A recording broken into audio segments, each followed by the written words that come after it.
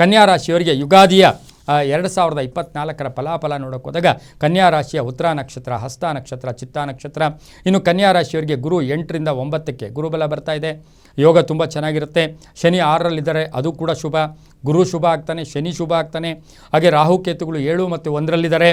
7 ಅಂತ ಹೇಳಿದ್ರೆ ನಮ್ಮ ಕೌಟುಂಬಿಕ ಸ್ಥಾನ ಆಗ್ಬೋದು. ಹಾಗೆಯೇ 7ನ್ನು ನಾವು ಗಮನಿಸಿ ನೋಡೋಕ್ಕೆ ಹೋದಾಗ ಅದು ಸ್ನೇಹಿತರ ಜೊತೆ ಆಗ್ಬೋದು, ಹೆಂಡತಿ ಆಗ್ಬೋದು. ಹಾಗಾಗಿ ಆ ರಾಶಿ ಅದು ಕೂಡ ಅದಾಗಿರುತ್ತೆ. ಗುರು ಶನಿ ಶುಭವಾಗಿದ್ದಾರೆ. ಇನ್ನು ಭಾಗ್ಯಸ್ಥಾನದಲ್ಲಿ ಗುರು ಬರ್ತಾ ಇದ್ದಾನೆ, ಕೀರ್ತಿ ಪ್ರತಿಷ್ಠೆಗಳು ಜಾಸ್ತಿ ಆಗುತ್ತೆ. ತಂದೆಯಿಂದ ಬರ್ತಕ್ಕಂಥ ಆಸ್ತಿ ಅಥವಾ ಕುಟುಂಬದಲ್ಲಿ ಬರ್ತಕ್ಕಂಥ ಆಸ್ತಿಯಿಂದ ಶುಭ ಆಗ್ತಕ್ಕಂಥದ್ದು, ಕೀರ್ತಿ ಪ್ರತಿಷ್ಠೆಗಳು ಹೆಚ್ಚಾಗುತ್ತೆ. ಆರೋಗ್ಯದಲ್ಲಿ ತುಂಬ ಚೆನ್ನಾಗಿರುತ್ತೆ. ಒತ್ತಡಗಳಿಂದ ಮುಕ್ತರಾಗ್ತೀರಾ. ಆಂಗ್ಸೈಟಿ, ಸುಮ್ಮನೆ ಸಣ್ಣ ಪುಟ್ಟದಕ್ಕೂ ಕೋಪ ಮಾಡ್ಕೊತಾ ಇದ್ದೀರಾ, ಅದು ಕಡಿಮೆ ಆಗ್ತಕ್ಕಂಥ ಯೋಗ. ಅವಕಾಶಗಳು ತುಂಬ ಚೆನ್ನಾಗಿರುತ್ತೆ. ಆರ್ಥಿಕ ಯೋಗ ಅಂತ ಹೇಳುತ್ತೆ. ಹಾಗೆ ವ್ಯಾಪಾರ ಯೋಗ, ಹೊಸ ವ್ಯಾಪಾರನ ಪ್ರಾರಂಭ ಮಾಡ್ತಕ್ಕಂಥ ಯೋಗ.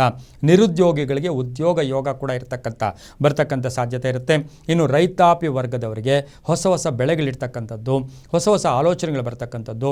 ಈ ವರ್ಷದಲ್ಲಿ ಕಡೆಯ ವರ್ಷಕ್ಕಿಂತ ಈ ವರ್ಷ ಈ ಕ್ರೋಧಿನಾಮ ಸಂವತ್ಸರದಲ್ಲಿ ಬಹಳಷ್ಟು ಶುಭ ಆಗ್ತಕ್ಕಂಥದ್ದು. ಇನ್ನು ಕನ್ಯಾ ರಾಶಿಯ ಚಲನಚಿತ್ರ ನಟರು ಇರ್ಬೋದು, ನಾಟಕ ಒಂದು ಮಾಧ್ಯಮದವರು ಇರ್ಬೋದು, ನಾಟಕಗಳನ್ನು ನಡೆಸ್ತಕ್ಕಂಥವರು, ಮಾಧ್ಯಮಗಳಲ್ಲಿರ್ತಕ್ಕಂಥವ್ರಿಗೆ ಈ ವರ್ಷ ಕನ್ಯಾ ರಾಶಿಯವರಿಗೆ ಬಹಳಷ್ಟು ಶುಭ ಆಗುತ್ತೆ. ವಿದ್ಯಾ ಕ್ಷೇತ್ರದಲ್ಲಿ ಕೆಲಸ ಮಾಡೋರಿಗೆ ಒಳ್ಳೆಯದಾಗುತ್ತೆ. ವಿದ್ಯಾರ್ಥಿಗಳಿಗೆ ಆಸೆ ಆಕಾಂಕ್ಷೆಗಳು ಈಡೇರುತ್ತೆ. ಮಹಿಳಾ ವಿದ್ಯಾರ್ಥಿಗಳು ತುಂಬ ಹೆಚ್ಚು ಮಾರ್ಕ್ಸ್ ತೆಗಿತೀರಾ. ಕನ್ಯಾ ರಾಶಿಯ ಮಹಿಳಾ ವಿದ್ಯಾರ್ಥಿಗಳು IAS ಮಾಡ್ತಾಯಿದ್ದೀರಾ, ಯಾವುದೋ ಬೇರೆ ಇನ್ನೊಂದು ಕೋರ್ಸ್ ಮಾಡ್ತಾಯಿದ್ದೀರಾ, ಇಂಥವ್ರಿಗೆಲ್ಲ ಬಹಳಷ್ಟು ಶುಭ ಆಗುತ್ತೆ.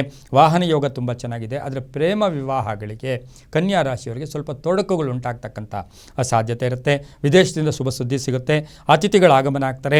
ಕೆಲವರಿಗೆ ಸಂತಾನ ಯೋಗ ಕೂಡ ಈ ರಾಶಿಯವರಿಗೆ ಈ ವರ್ಷದಲ್ಲಿರುತ್ತೆ. ಅಂದರೆ ಸಂತಾನ ಯೋಗ ಎಲ್ರಿಗೂ ಕಾಮನ್ನಾಗಿ ಆಗ್ತಾ ಇರುತ್ತೆ. ಕೆಲವರಿಗೆ ತುಂಬ ವರ್ಷಗಳಿಂದ ಕಾಯ್ತಾ ಇರ್ತಕ್ಕಂಥವ್ರಿಗೆ ಸಂತಾನ ಯೋಗದ ಫಲ ಕೂಡ ಈ ವರ್ಷ ಇರುತ್ತೆ.